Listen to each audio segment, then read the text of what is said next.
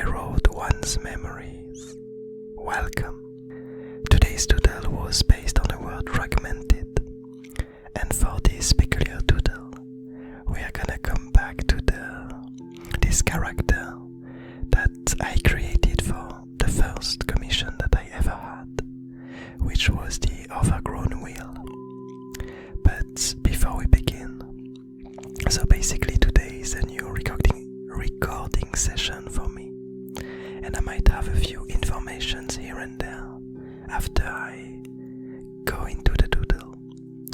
So basically the first card, the first pathway that I used for this doodle was the one called the misfortune, which states that one's downfall is unpredictable.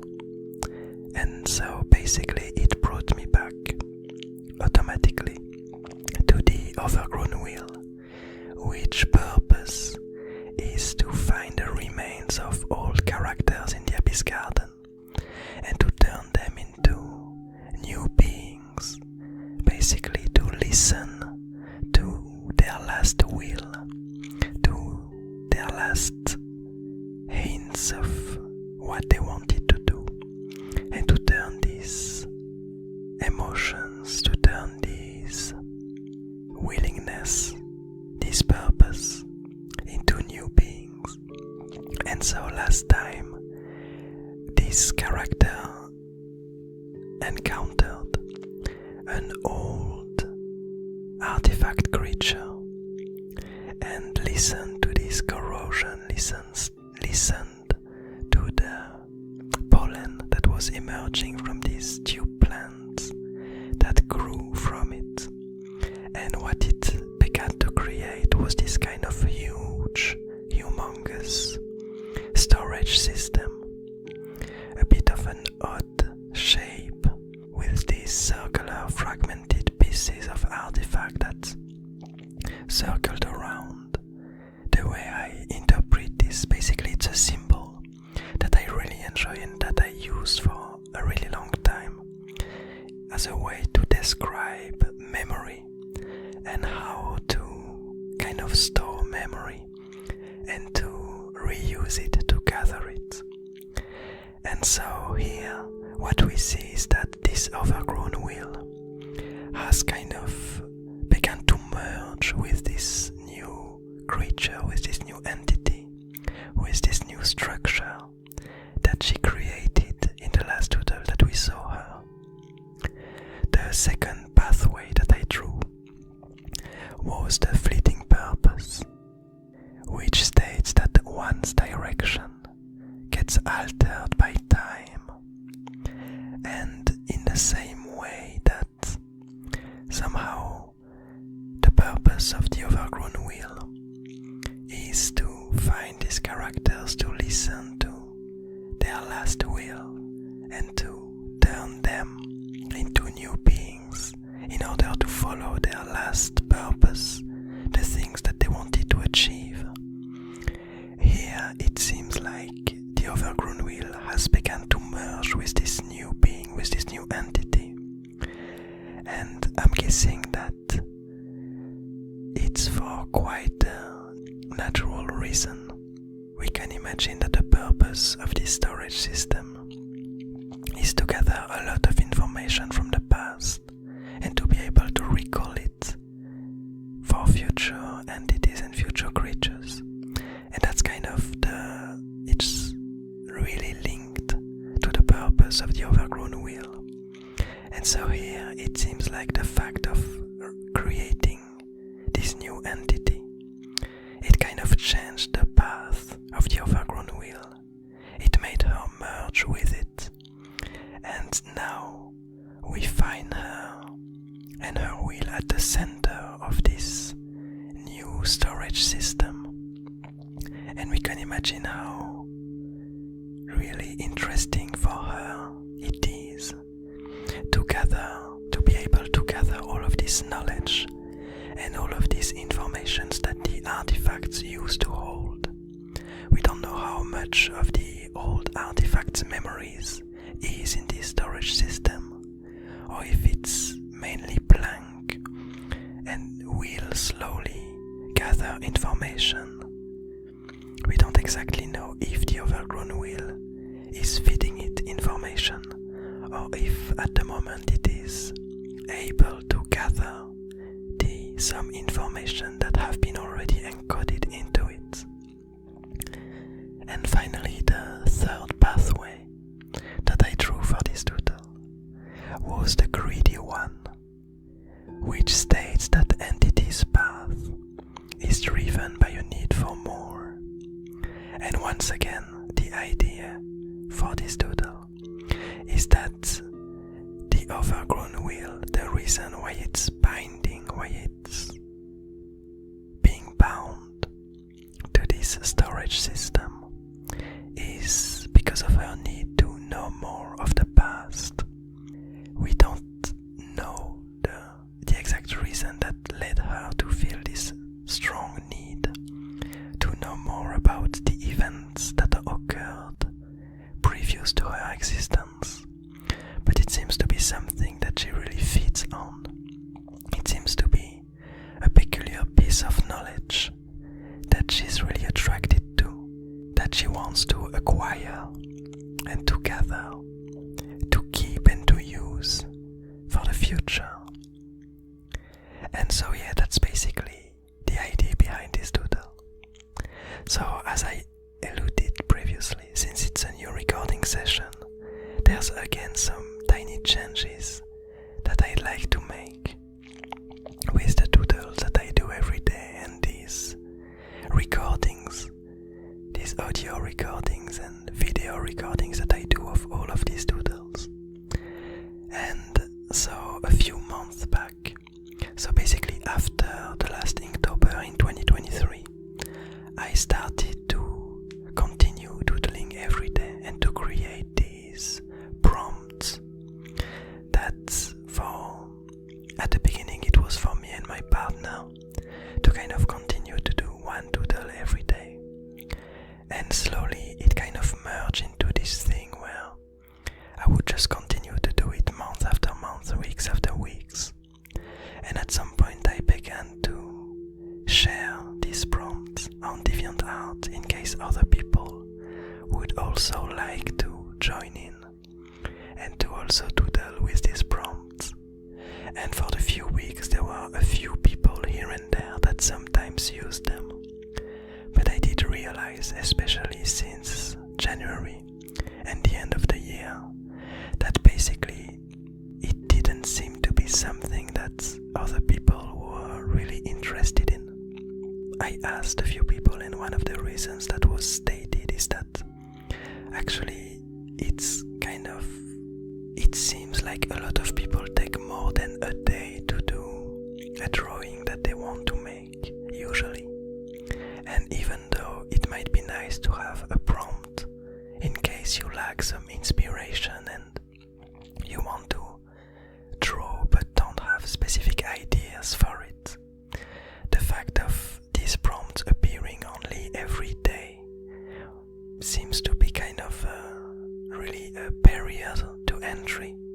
And so a second thing is that actually it's not that enjoyable for me to kind of post all of these doodles every day at roughly the same time, all of these prompts every day at roughly the same time. And so for starting in February, what I'm gonna do, because the thing is that I'm still gonna use prompts for my doodles, and since I'm using them, there's no reason for me not to share them anyway. But what I'm gonna do is I'm gonna do it a bit differently, in the sense that now I'm gonna post all the prompts for the month in advance, because anyway the way I doodle now has changed. I don't do one of the doodle every day exactly. What I do usually is I take 1 or 2 days in the week where I do a few doodles. It's my doodle days. And then I schedule them and post them on DeviantArt. And so what I'm gonna do is just post a list of all the prompts for the next month at the end of each month. That's the idea anyway. So it's gonna start in February. something else is that I think I'm gonna try to dial down a bit on the recording sessions that I have. The idea is still that I would be able to post one video a day for each of these doodles, but I might try to get a bit more concise in the recording itself and to try to have the videos be at really maximum 15-16 minutes and more often than not less than 10 minutes, just to have a bit of information about the doodle itself and the characters, but trying not to get too deep into it. I did notice that often during the recording sessions, the first video, the first recording, the first doodle that I talk about, I do have a lot to say about it, or about other informations that are related to it. And so usually it goes over 10, close to 20 minutes. And it seems to be also the case for this one. But I think that I'm gonna try to stick to a lower range of timing, a lower range of length for the future videos. And also, one of the reasons why I want to do that and I want to dial down on the amount of things that I post on DeviantArt, I'm still gonna continue to post the doodles and the pathways and the time lapses, but I feel like I kind of want to optimize my time and to want to be able to reach this thing where I'm able to do this daily and to post these daily doodles while only working on them for 2 days a week. Because for the moment, depending on the weeks, it would take me around 3 to 4 days because of all the tiny things that I have to do around them. And so my goal would be to be able to do all of that in 2 days. And the main reason for it is so that I have more time for my main project, my main work, which was the initial reason actually why I started this DeviantArt page. Basically, a few years back, quite a few years back now, I began to learn some programmation tools. At this time, the idea was to be able to create some tiny AI creatures with which you could interact, who would learn from your way of speaking and from your way of interacting with them.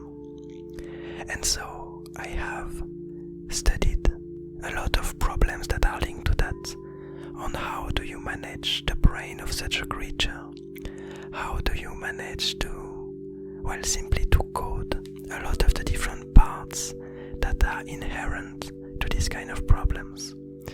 And something that I found quite fascinating, and one of the reasons why it's in my mind now, it's this idea of managing memory.